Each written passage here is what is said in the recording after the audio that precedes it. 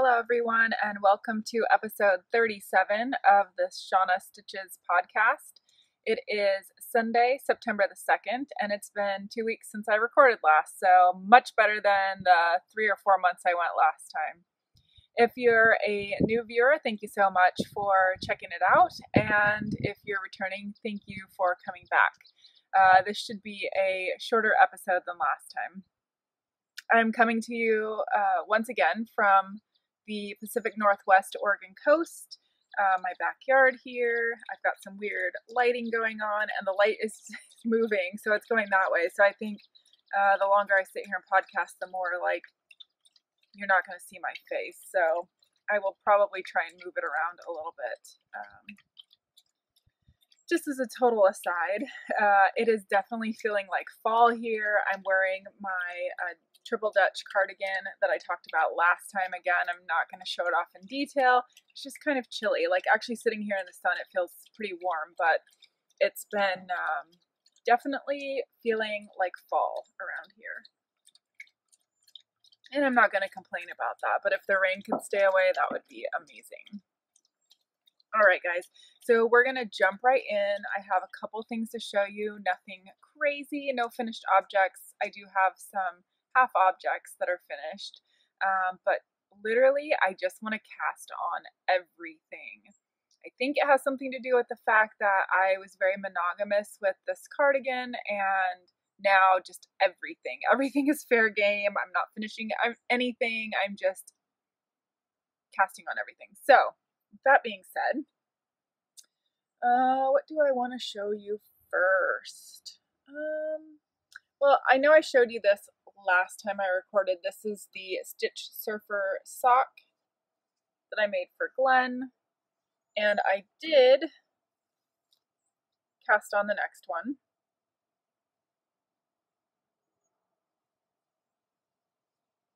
But that's as far as I got, just maybe halfway up the foot, probably not even halfway. And then I decided I really wanted to try the Vanilla is the New Black pattern. These are again for Glenn. And you can see that is obviously half the heel, not the whole thing. But Vanilla is the New Black is a interesting heel. I mean, other than the heel, it's just a vanilla sock. But there you can see what it looks like. It's this ribbed heel. And Glenn always complains that the instep portion of his sock is always too shallow. It's too tight.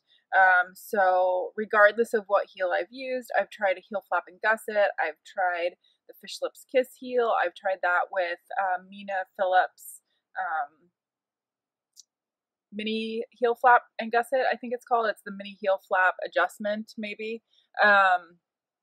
You know, and that helped a little bit. I know I could make that bigger, but it just wasn't really doing it. So I tried this out, and granted, he's only tried this sock on. He hasn't, you know, really worn it.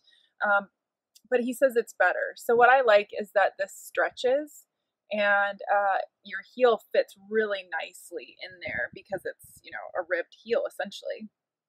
I just don't know how that's going to feel in a shoe. Hopefully it will feel really great, and it will wear well, but I don't know. So anyway, this is a new cast on. However, these were a very old work in progress that I frogged just to make these. So it kind of counts, it kind of doesn't. Anyway, I have a half object for that done.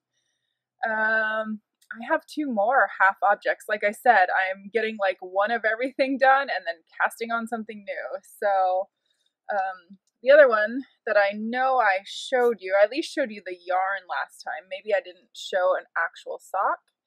This is the Scatterbee socks in Candy Skeen's August colorway, which is no longer available, called Sour Gummy Worm. So I really wanted something that would work with the variegation, and I think this pattern worked well. It kind of reminds me of little butterflies. And that's a free pattern, but then you can see I also wanted to try out the Vanilla is the New Black heel. super simple to knit up. I definitely could not knit it without the pattern, but once it's going, it's super simple to figure out. And then of course, when you get to the turn, I again have to look at the instructions, but not bad.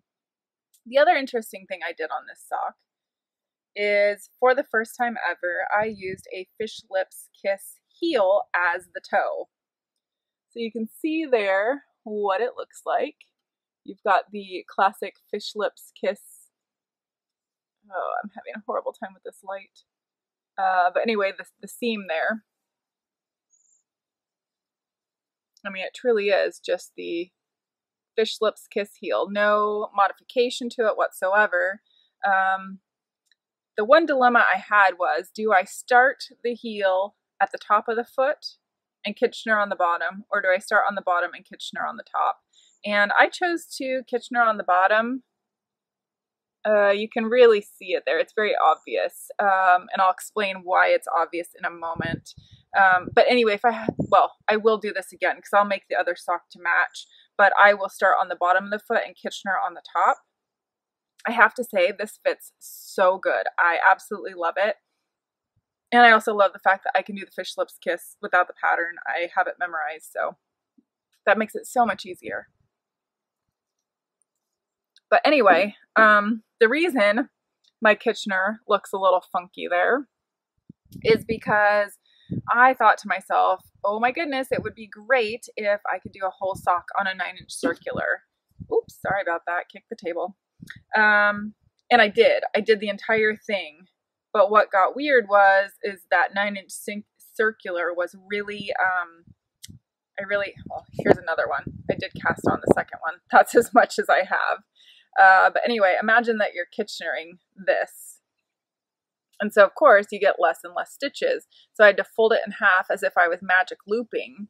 And then, just the last few stitches here. So it made it spread out and not nearly as flush as I would have liked it to be, which caused this business. So next time I will just put it onto DPNs, no big deal, do the Kitchener off of some DPNs, and it won't look like that, I promise you. And I know that because I did another huge Kitchener stitch project. I know some people don't like it, and honestly, when I first started Kitchener stitching things, it was a little daunting. I definitely had to no TV on, don't talk to me, and step by step. I can't remember if I was watching a video or exactly how I was doing it, but I had to definitely give it 110% concentration. And now, super simple. However, I don't think I could leave it and come back and figure out where I was, but as long as I'm completing the Kitchener stitch right then and there, it's good to go. So let me show you the big Kitchener stitch I did. This here is a sock. If you have been following my Instagram stories, you will have seen this. You'll have seen a couple trial runs at it because I was trying to figure it out on my own. So this sock is loosely based off of the Hypsulaisen Kiriselli. And I am totally butchering that, I know, because I don't speak Finnish. But in my English butchered version, that is what this would be called. So late one night last weekend, I think it was, I was looking at Instagram and I see this really funky sock. And I'm going to show you basically what I saw here. I saw this. And I'm like, what the heck is that? That is the weirdest looking thing. And of course, that got my mind curious. So I kept looking, and I clicked on the tag or whatever was there, and I saw these on somebody's foot, and then you kind of get an idea for it when it's on the sock blocker. It takes that funky curve out. I mean, it pretty much looks like a sock. And so I was like, well, those look pretty cool. That'd be really interesting. Maybe there's a pattern on Ravelry. So I go to look it up, and I can't find it at all. And I can't remember how I figured it out, but I found a Facebook page for the Hypsulaisen Kiriselli pattern, and everything there was written in Finnish. And like I said, I don't speak Finnish, as you can tell by my butchering. So I was really kind of bummed, and I don't know, do you ever have a project that just like takes over your brain? Like you just have to knit it. That's how this was for me, and I don't know why. Maybe it's because I've been on a sock kick, but I love new constructions for things. And I love learning new things. I mean, as nice as a vanilla sock is, or, you know, any sock, just, you know, have to think about it. I like to be challenged. I like to think. I like to learn new things. So, based on a couple of photos I saw, I decided to cast this on. And my first attempt was totally a fail. I think I still have a photo of what it looked like, but if I do, I'll insert it here. Anyway, it just came out completely flat. By the time I'd reached the amount of stitches that in my brain, was telling me that I needed to do, it totally wasn't big enough. So I ripped it all out, which is not something I normally do. I don't normally rip something out completely and then start over right away. Usually I'm pretty disappointed, but I realized that my rate of increase was too quick, so I reduced my rate of increase and got to the number of stitches that I wanted. And when I folded it up, I had something that looked, I mean, don't mind this back here, but it looked kind of like that, except for, well, let me show you. I have a second one started. So this is how it's knit up. I'm sorry for that weird glare. There you go. So you can see what I have there for a sock is a larger version of this, which is just the hexagon folded up, and then that's the heel. Okay, so I just have a really funky heel going on right here, right now.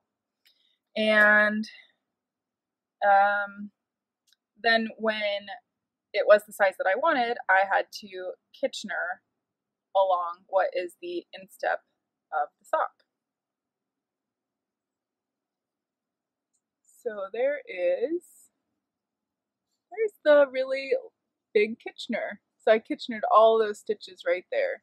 And that's how I know that I can do a much better Kitchener than what is on the toe, the fish lips kiss toe of that sock that I did, because that one, it's really hard to see, guys, I'm sorry. But anyway, that one looks much, much better. And when I put it on, I can't even tell that it's not just the normal knit stitches. So anyway, yeah, I really like this. And I know it looks so funny, but you put it on your foot and it looks great. Just like well, I think it looks even better than when it's on the sock blocker, but I'm still loving this pattern. I finished this one last night right before going to bed. And I just had to cast this one on first thing this morning. So it's just, it's something new. And then honestly, once you have this, we'll call it the heel portion done, knitting up the toe and then the leg is just super fast, because I literally just had to knit from here down and then from here up. So yeah, considering I totally winged it, I think it came out really well. And wouldn't this be a really neat pattern for like a Halloween sock? Kind of looks like a spider web. Maybe I'm just that much into fall.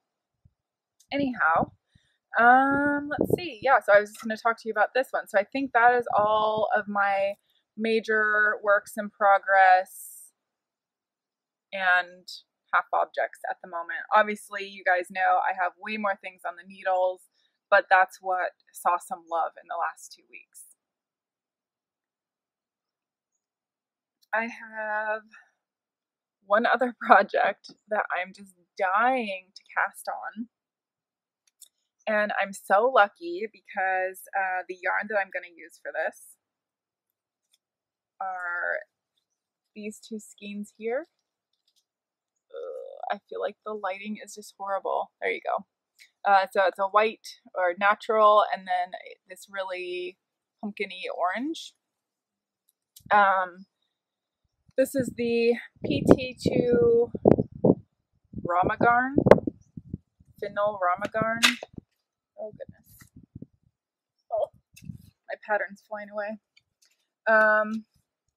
Anyway, I have heard people talk about this, and I know that either this company or the other company, anyway, they just merged, so I know nothing about that. However, I'm super lucky because Lily of Nordic Stitches sent this to me. We definitely don't have this around where I am. I'm sure I could probably find it online, and if I end up loving it, I will be doing that. But she just came out with a mitten pattern. This one right here. And these are called Scandinavia, which has a unique spelling. You can see right there, because that's how they spell it in Norway. So I'm going to cast on for these mittens, and I've never knit a pair of mittens. I've done some fingerless gloves once or twice, I think just once, and them being color work too is really cool. I love the palm part of this one. I mean, the back is cool too. And she was saying, is this like the, oh gosh, I can't remember the name of the pattern. There's a really popular Norwegian pattern. It's on a sweater. Well, actually, I think it's on a lot of things, but so she made that to mimic that. Anyway, check out her podcast. She explains it much better than I possibly can. But anyway, I think that's really cool. I'm super excited. And thank you, Lily. She sent me some other goodies, but I will show those as I knit with them. So she sent me a lot of non-superwash yarns because I've definitely found, I wear superwash yarn all the time for socks, and my feet just are always freezing. So I'm really excited to try some non-superwash because hopefully it will keep my feet and hands and other things warmer. So that is it for knitting this week. I feel like I have done a lot and not a lot all at the same time, which makes no sense, but welcome to my world. I never make much sense. So now we're going to do the little chit chat section. So if you don't want to hear about my life and different things going on, then thank you so much for tuning in. I hope you'll come back next time. Remember to like and subscribe if you're interested in checking me out again. And if you're ready for some chit chat, then we're just going to do it in some weird glaring sun. There's not much to see anyway, so it's okay. The last 2 weeks have been fairly busy. I had my birthday, so I'm officially 39 now. Crazy. I don't feel 39. I don't think I look 39. I mean, I guess it depends on the day. But yeah, it's just a number. We'll see. Maybe next year at 40, I will feel differently. But right now, it's not really bugging me. Other than, sometimes I have more aches and pains and whatnot. But speaking of aches and pains, I have one more week left in my workout program. So I know I mentioned it last time. I'm doing Lift 4, which is a Beachbody streaming online kind of workout thing. And I have completed the first 7 weeks. It's an 8-week program, which means I have 4 workouts left. And I am definitely, literally, as soon as it's done, I'm doing it again and again and again. I don't know. I can't say this for sure, but I might just continue doing this program forever. I don't know. I feel like it's super adaptable, and I can definitely see my body changing and my muscles growing. And as they grow, then I can up my weights, and it's just a super adaptable program where you can do whatever level you can do at the time. So I think that's great. It feels like a huge accomplishment because I am not a person who loves to work out. It's just not super fun for me. It's hard. I mean, I guess it's supposed to be hard, right? But some days are harder than others. But the fact that I have made it this far just feels huge to me. Especially because I wake up at 4 a.m. to do those workouts, and doing that for 7 weeks in a row is mind-blowing.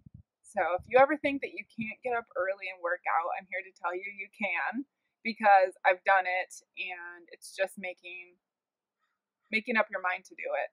Kind of like anything else. It's just doing it every day over and over again and getting out there. So yes, I had a nice birthday. Glenn spoiled me rotten like he does. He actually for once did not buy me yarn, and that is such a good thing because I'm feeling really overwhelmed by my stash right now. And I would say not in a terrible way. It's just like literally I could probably knit 150 pairs of socks with my stash right now and not a lot else. I want to make the Shushui shrug really bad, and I ordered some yarn for it, and I'm super disappointed because the yarn came and it was not at all what I ordered, like not even close. And I totally get hand dyeing yarn is an art. Each skein is going to be different. I've ordered a lot of hand dyed yarn before. I've used a lot of hand dyed yarn. Like I don't have the expectation that's going to look exactly like what I saw on the internet. And I get that every screen is different. But when something is posted to look like a teal or a mint green or something along those lines, and you get a completely natural base with some really funky colored speckles all over it, like there is no doubt in my mind it is not what I ordered. So that being said, that didn't go at all with the yarn that I ordered to go with it to be a Shushui shrug. Like the colors would totally not go together, nor would they really super contrast either. It just was really disappointing. And I'm not going to say who the dyer is. I've been in contact with them, and they said that they're going to dye me up something else and send it out. So hopefully that happens, but I don't know if it's going to. We'll see. And hopefully it's better, but I'm not going to hold my breath. Just kind of stinks. But how did I get on this? Oh yeah, Glenn didn't buy me yarn. I get off on a tangent, don't I? So yeah, anyway, overwhelmed by my stash, and I really want to knit the shrug, but I don't really have anything to knit the shrug with. Now, if you remember, if you watched some of my older episodes, I did order a bunch of Knit Picks Chroma Twist, which is a fingering. It's what I use for my zwag. So some colors are more stripy than others, whereas like the color I used on my zwag was stripy, but it was more gradual. If that makes sense. So more of like a fade. I have some of that, but I kind of specifically ordered those colors to be sweaters. And then I'd have to use 2 sweater quantities essentially to make the Shushui shrug. And I just really, it feels like a waste because then I would have leftovers of both and not really like anything I could make out of it. So I don't know what I'm going to do, but it's such a neat construction. Like I was talking about that sock just having the really interesting construction. It's that's what intrigues me. Is I love brioche anyway, and the Shushui shrug just feels like something that would be really wearable and easy to wear, and nice in the winter. But yeah, I don't know. Anyway, that's that. What else has been going on with life? Work's been work. Nothing crazy, exciting, or anything like that, which in my world is a good thing. And yeah, we're just winding down on summer. I feel like here on the Oregon coast, we have not had a great summer. It hasn't been super wet, but it hasn't, like normally at least once in the summer, we'll have like these really hot days where you're basically dying inside your house because there's no AC. There's almost no houses on the coast that have AC. And if you do have AC, that means that you're like very well to do. I know that sounds weird, right? But it's pretty true. Like people just don't have AC here. So now it feels like fall and I'm going to wear my hand knits, which is exciting. I just washed all of our hand knit socks the other day. So I think we're ready. I hope we're ready. And hopefully by the next time I record, I'm going to have some of these sock hose turned into faux. That's half objects and finished objects for you guys. Get your mind out of the gutter. Yeah, anyway, I feel like I am all over the place, but I hope you guys enjoyed the episode. If you have any questions about any of my projects or different techniques that I've used, feel free to ask.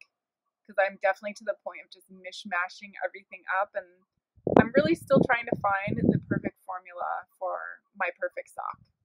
I don't know if that exists out there, but I'm hoping whatever it is, like mine and Glenn's will be the same, because wouldn't that be perfect? then I have to just remember less things. But as you can see, I'm somebody who likes to change things up so often that even when I find what I think is going to be my preferred, which I've done before, I'm just going to change it up. So as long as people keep creating really interesting new patterns, I'm probably going to keep knitting them. And on that happy, beautiful, gorgeous day note, I'm going to sign out before I continue rambling. My hair's crazy today. All right, guys, I will talk to you in a week or two. Yeah. All right, guys. Bye.